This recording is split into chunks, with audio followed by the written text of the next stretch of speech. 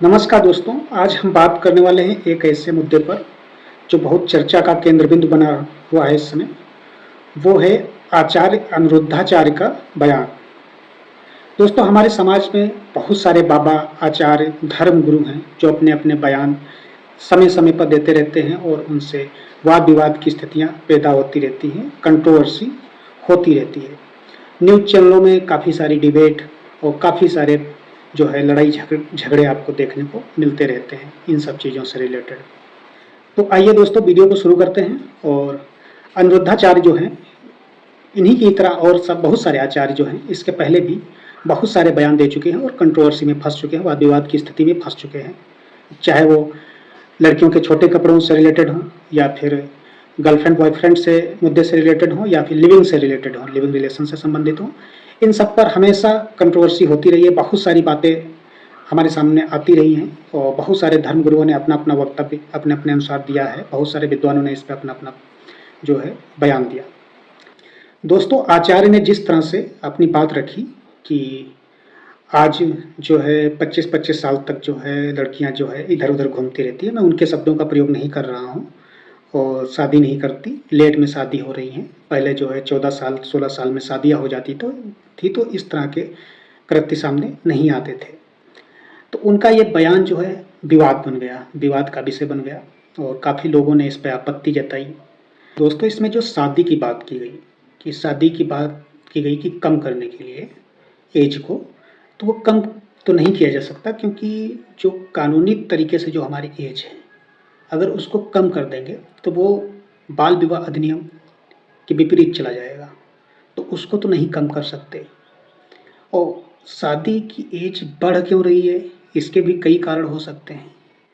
क्योंकि शादी लोग इतना लेट में क्यों कर रहे हैं, इतना लेट करना क्यों पसंद कर रहे हैं, शादी पसंद कर रहे हैं या उनकी मजबूरी है करने की।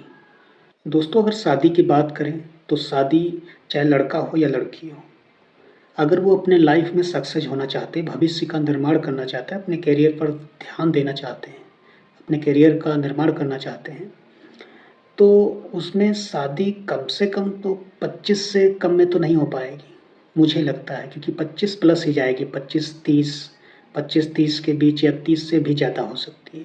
क्योंकि आपको अपना भविष्य बनाने में टाइम लगता है, करियर बनाने में टाइम लगता है आपको, क्योंकि ये आपके हाथ में नहीं होता है। दोस्तों, हमें लगता है कि अगर किसी व्यक्ति की कम उम्र में शादी होती है, कम एज में शादी हो जाती है और उसके पास इनकम का सोर्स नहीं है, तो मुझे नहीं लगता उसका जो है उसकी आवश्यकताएं पूर्ण हो पाएंगी। सभी आवश्यकताएं वो पूर्ण कर सकता है, अपना गरिमा में एक जीवन जी सकता है। क्योंकि अगर इनकम का सोर्स उसके पास अच्छा नहीं है तो वो कैसे अपनी आवश्यकताएं पूर्ण करेगा। क्योंकि उम्र कम है, शादी विवाह हो चुका है, जिम्मेदारियां बढ़ जाती हैं। तो इसीलिए लोग जो है शादी जो है करियर बनाने के बाद में करना पसंद करते हैं, क्योंकि उनके पास जिम्मेदारियां कम से कम रहें तब तक। और जब करियर उनका बन जाए तब उनके पास जिम्मेदारियां आती हैं, तब उनको वो अच्छे से संभाल सकते हैं। दोस्तों, अगर कोई लड़की है, कम उम्र की लड़की है और उसकी शादी करना चाहता है कोई परिवार, तो वो परिवार हमेशा सोचेगा कि हमारी लड़की सुख सुख करे और सुखी परिवार में जाए, और जो इसका पति हो वो अच्छा खासा कमाता हो, अच्छा खासा जो उसका इनकम हो, जिससे हमारी बेटी को अच्छे से रख सके। तो मुझे नहीं लगता है कि अगर कम उम्र की लड़की की आप शादी करना चाहते हैं तो कोई कमाने वाला जो लड़का मिलेगा वो बहुत कम उम्र में या उसके समकक्ष मिलेगा। क्योंकि जॉब जो है बहुत लेट में मिल रही है, लोगों को सक्सेस जो है, सफलता अपने कामों में बहुत देरी से मिल रही है, बहुत उम्र होने के बाद मिल रही है। तो आप कैसे अनुमान लगा सकते हैं कि कम उम्र की लड़की की शादी एक बूढ़े लड़के के साथ कर दी जाएगी, या फिर बहुत एज में लड़के के साथ कर सकते हैं। ऐसा परिवार बहुत कम सोचेगा कि जो है हमारी लड़की की शादी किसी बूढ़े व्यक्ति के साथ हो, या बूढ़े लड़के के साथ हो, काफ़ी ज़्यादा उम्र के लड़के के साथ हो। तो ऐसा होना संभव नहीं है, आसान नहीं होता ऐसा नॉर्मली। दोस्तों, आज का समय ऐसा आ गया है कि आजकल जो है, जो हमारी शिक्षा प्रणाली है वो क्या है, एलकेजी, यूकेजी, इस तरह से 3-4 साल जो है हमारे ऐसे ही निकल जाते हैं, 1 तक आते-आते। तो उसमें होता क्या है, बच्चा जब तक, कोई चाहे लड़का हो या लड़की हो, जब तक इंटर तक पहुंचता है तब तक उसकी उम्र हो जाती है 18 या 19 साल। अब 18-19 साल में कोई बच्चा इंटर में है तो वो जॉब तो कर नहीं पाएगा, जॉब में तो जा नहीं पाएगा तुरंत इंटर के बाद, तो उसकी शादी उस समय की भी नहीं जा सकती। और आजकल हमारा जो परिवार है, हमारे समाज का जो परिवार है, वो अब सोचने लगा है कि हमारे घर की जो बहुएँ हैं, हमारा लड़का तो पढ़ा लिखा है ही, लेकिन जो है हमारी बहू जो आए वो पढ़ी लिखी आए, तो इसलिए या जॉब में हो। तो ये सब जो जो प्रेफ़रेंस हैं जो हमारे समाज के, कि जो है बहू पढ़ी लिखी हो, क्योंकि जब पढ़ी लिखी होगी तो अपने बच्चों के भविष्य के लिए भी सोचेगी, भविष्य बनाने में भी उसका जो है हाथ रहेगा। तो ये सब चीज़ के लिए अब आसान नहीं है कि कम उम्र में शादी कर लेना, क्योंकि कम उम्र में आप अगर अपनी अपने घर में किसी बहू को लाते हैं तो पढ़ी लिखी तो नहीं उतनी होगी, ना वो जॉब करती होगी, ना उसको उतना ज़्यादा मैच्योरिटी होगी या नॉलेज होगा उस किसी भी क्षेत्र में। तो इन सब से बचने के लिए लोग जो है अपनी शादी की उम्र बढ़ा लेते हैं। दोस्तों, आचार्य ने जो बोला, अनिरुद्धाचार्य ने जो बोला है, वो हमारा समाज जो है केवल सोच रहा है कि केवल लड़कियों के लिए बोला। केवल लड़कियों के लिए उन्होंने नहीं बोला। उन्होंने जिस वक्तव्य का प्रयोग किया, वहाँ पर जिन शब्दों का प्रयोग किया, उससे लड़का-लड़की दोनों का बात निकल के आती है सामने, कि उसमें लड़का भी संलिप्त है, इनडायरेक्ट रूप में। हालाँकि उन्होंने लड़के की बात नहीं की, लेकिन कहीं न कहीं लड़का या पुरुष जाति भी उसमें संलिप्त है, इस प्रकार के उसमें। तो ऐसा ये ना मान के चले लोग कि जो है अनिरुद्धाचार्य ने केवल लड़कियों के लिए बोला है, लड़कों के लिए बोला है वही चीज़। दोस्तों, जो हमारा समाज है, ये पुरुष जाति पर उँगली उठाने से थोड़ा-सा हिचकिचाता है, लेकिन महिलाओं के विषय में उँगली उठाने पर तनिक भी हिचकिचाहट इसको नहीं होती। अब मैं बात करता हूँ शराब पीने की। अगर पुरुष शराब पीता है तो उसको उसके फैशन का हिस्सा मान लेते हैं कि चलो पुरुष है पी सकता है, इस पे अच्छा लगता है पीना। लेकिन अगर वही महिला शराब पी रही हो तो कहते हैं तुम्हारे पे शोभा नहीं देता, तुमको शराब पीना अच्छा नहीं लगता, तुमको देखना अच्छा नहीं लगता शराब पीते हुए। इस प्रकार से उन दोनों को बाँट के रखा है कि अगर पुरुष शराब पीता है तो उसका फैशन है, उसका फैशन बना के उसको सेलिब्रेट करते हैं। लेकिन अगर महिला शराब पीती है तो उसको कहते हैं तुम्हारे पे अच्छा नहीं लगता, महिलाओं को शराब पीना शोभा नहीं देता। इस प्रकार से हमारे समाज ने खुद दीवारें पुरुष और महिलाओं के बीच में खड़ी कर दी। दोस्तों, आज महिलाएँ बाहर निकल रही हैं, घर से बाहर निकल रही हैं, अच्छा नाम कमा रही हैं, बिज़नेस कर रही हैं, जॉब कर रही हैं। आज घर में महिलाएँ सिमट कर नहीं बैठती, बाहर जा रही हैं, पॉलिटिक्स में जा रही हैं। दोस्तों, हमारा जो पहले सिलेबस था, एजुकेशन का जो सिलेबस डिज़ाइन किया हुआ था, वो महिला और पुरुष के दोनों को अलग करता था, उनके कार्यों को अलग बाँटता था। जैसे मैं आपको एग्ज़ाम्पल दे सकता हूँ, उदाहरण के तौर पे, आप अपने बचपन की किताब उठा के देखना, जो सेंटेंस वाली होती थी या फिर वाक्य वाली कह लें तो होती थी, उसमें लिखा होता था कि मोहन क्रिकेट खेलता है, राम स्कूल जाता है, रोहन बाजार टहलने के लिए जाता है, विकास मेला देखने जाता है। लेकिन वहीं पर लिखा होता था रमा झाड़ू लगाती है, या फिर सविता खाना बनाती है,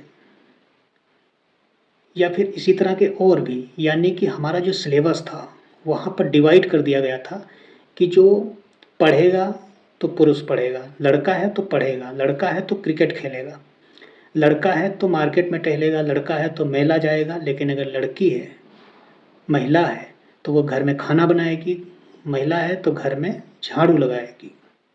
ये हमारा जो एजुकेशन था, पहले का एजुकेशन का जो सिलेबस था उसमें जो है मिलता था। लेकिन आजकल अपडेट किया गया है, आजकल सबको बराबर कर दिया गया है। आज का देखेंगे तो इस तरह से नहीं मिलेगा, मिक्स मिलेगा आपको।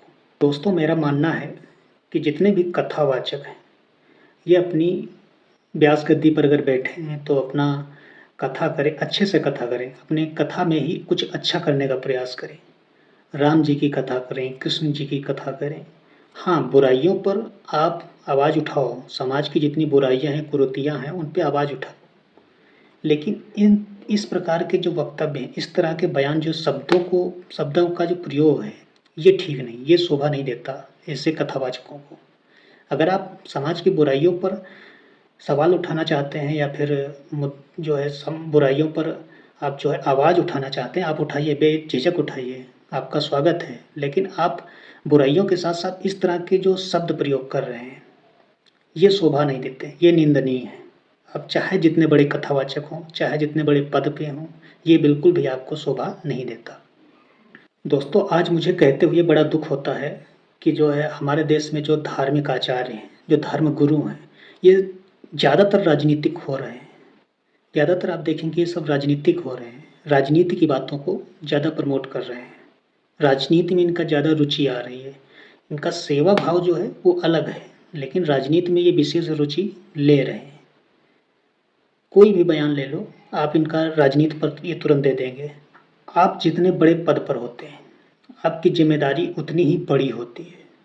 आप एक ज़िले के कांस्टेबल को ले लीजिए या दरोगा को ले लीजिए या फिर वहाँ के डिस्ट्रिक्ट मजिस्ट्रेट को ले लीजिए, डीएम को ले लीजिए। उसका पद जैसे-जैसे बड़ा आप देखेंगे हो रहा है, वैसे-वैसे उसकी ज़िम्मेदारियाँ बढ़ती जाती हैं। आप जितने बड़े पद पर हैं, आपकी ज़िम्मेदारियाँ उतनी ही ज़्यादा बन जाती हैं। तो आप या हम कैसे मान लें कि इतने बड़े आप धार्मिक गुरु, आप धार्मिक पद पर बैठे, इतनी बड़ी व्यास गद्दी पे बैठकर बैठते हैं, आप जब भी बैठते हैं या फिर इतने बड़े मंच पर बैठने के बाद आप ऐसे वक्तव्यों का इस्तेमाल करते हैं, आप ऐसे शब्दों का इस्तेमाल करते हैं, ये कैसे नहीं निंदा के योग्य है? इस तरह के वक्तव्य देना क्या जो है जनता के सामने ठीक है? आपके सामने इतनी बड़ी आपको सुनने के लिए इतनी बड़ी भीड़ आती है, इतने लोग आपके फॉलोअर्स हैं, आपको इतना ज़्यादा लोग फॉलो करते हैं, आपकी बातों को सर आँखों पे रखते हैं। फिर आप ऐसे वक्तव्य देते हैं, लोग क्या सीखेंगे आपसे? उनके बच्चे क्या सीखेंगे आपसे? वो हमेशा यही कहेंगे महाराज जी बोलते हैं या गुरु जी बोलते हैं तो सही वो बोलते होंगे। मुझे लगता है कि अगर किसी व्यक्ति को कुछ गलत लगता है, तो वो सरकार से बोल सकता है। सरकार में अपना ज्ञापन दे सकता है कि मुझे ये ठीक नहीं लग रहा है, ये मेरे जो है मूल अधिकार का हनन है या फिर लोक व्यवस्था के खिलाफ है, जो इस तरह के जो है कृत्य हो रहे हैं। उसके लिए कानून बने हैं, सरकारें हैं, सरकार और कानून मिलकर ऐसे लूप होल्स जो हैं उनको सही करेंगी। आप जज बन जाएँ ये बात तो अच्छी नहीं है। जज बनने का आपका काम नहीं है, आपका काम है सलाह देना। बहुत से ज्ञानी लोग महिलाओं के वस्त्रों पे, उनके ड्रेस पे, उनके परिधान पे हमेशा प्रश्न चिन्ह उठाते रहते हैं। मैं कहता हूँ ये एक तरफ़ा क्यों? आप पुरुषों के भी ऐसे ड्रेस पे या इस तरह के कपड़ों पे, वस्त्रों पे आप प्रश्न चिन्ह उठाइए। मैं एक के साथ नहीं हूँ, मैं दोनों के साथ हूँ। अगर आप कह रहे हैं तो आप दोनों को कहें, एक को ना कहें, एक को टारगेट करके ना चलें। मैं बिल्कुल भी पक्ष में नहीं हूँ कि स्त्रियाँ इस तरीके से कपड़े पहनती तो वो अच्छी हैं या बुरी हैं, मैं इस पे जाना ही नहीं चाहता। मैं एक महात्मा बुद्ध का जो है लाइन आपके सामने रखूँगा, उससे आप जो है अपने से विचार करिए, मैं उस पे जाऊँगा ही नहीं वाद-विवाद की स्थिति में। महावीर स्वामी जो थे, महावीर स्वामी हमेशा कपड़े नहीं पहनते थे, कहते हैं। तो महावीर जब स्वामी कपड़े नहीं पहनते थे, नग्न अवस्था में रहते थे। महावीर स्वामी से लोगों ने पूछा कि आप वस्त्र क्यों नहीं धारण करते? तो महावीर स्वामी ने कहा, मुझे इंद्रियों पर नियंत्रण है, मतलब मेरे इंद्रियों पर मेरा नियंत्रण है। तो महात्मा बुद्ध ने महावीर स्वामी की आलोचना में कहा कि इंद्रियों पर नियंत्रण आपको है, लेकिन आपको नैतिकता के लिए वस्त्र धारण करने चाहिए। तो दोस्तों, नैतिकतावश हमें अपने वस्त्र धारण करने चाहिए या फिर अपने डिज़ाइन करने चाहिए और हमें संविधान, हमारा कानून हमें स्वतंत्रता देता है कि हम अपने अनुसार अपने वस्त्र या फिर स्थान चुन सकते हैं, वस्त्र पहन सकते हैं, कहीं घूम टहल सकते हैं, हर चीज़ कर सकते हैं। दोस्तों, आज का जो वीडियो था यहीं तक था और वीडियो आपको कैसा लगा है वो कमेंट करके बताइए। वीडियो पसंद आया हो तो लाइक करें और अगर सब्सक्राइब नहीं किया है तो सब्सक्राइब करें और हम फिर अगले कभी किसी नए वीडियो में मिलेंगे।